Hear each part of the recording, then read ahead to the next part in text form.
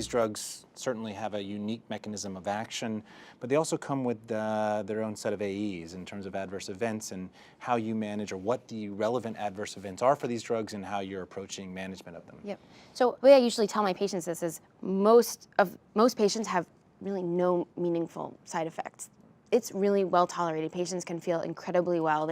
Many of them have no side effects. They feel fine on this. I've had patients tell me they feel better on the drug than they did without the drug. The or symptoms they were having from the cancer they didn't even realize were there are now gone. So, I think overall it's very well tolerated. There are, as you're saying, several immune-related adverse events that you have to be aware of and be really vigilant about monitoring for in patients because they can be really severe and patients can become very sick. And there's been deaths associated with several of these AEs.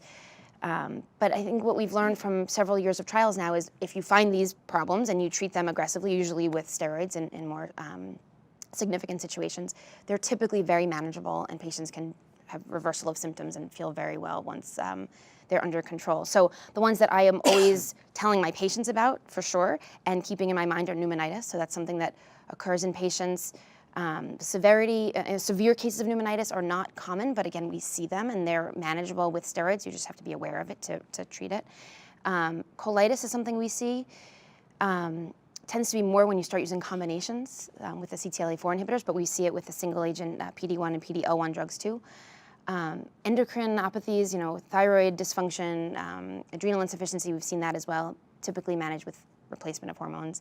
But really, what I tell my patients and the way that I think about it myself is any new symptom that comes up when a patient's on an immune therapy or even off after a period of time can be associated with an immune-related toxicity until proven otherwise. So any new symptom is an autoimmune condition unless we've kind of proven that it's not, and I treat it that way. And are you partnering with pulmonologists and gastroenterologists to help manage these, or is this something that, given your experience in the clinical trial space, and is this something that you feel comfortable doing on your own?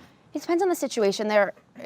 We see a lot of this, so we tend to manage a lot of it on our own, but it's interesting how it's kind of emerged. Yale, it tends to be that there's one or two people from each specialty that really have a special interest in these things. So, they're really fascinating the way these autoimmune toxicities present and kind of maybe how you can relate it to non-immune therapy related diseases. But there tends to be people in each specialty who are interested in these. So they're the ones we tend to go to and discuss or have them see our patients. So, in terms of the pneumonitis, occasionally we'll want to bronch these patients and get a bronchoscopy and kind of prove what we're dealing with or really rule out infection as a cause.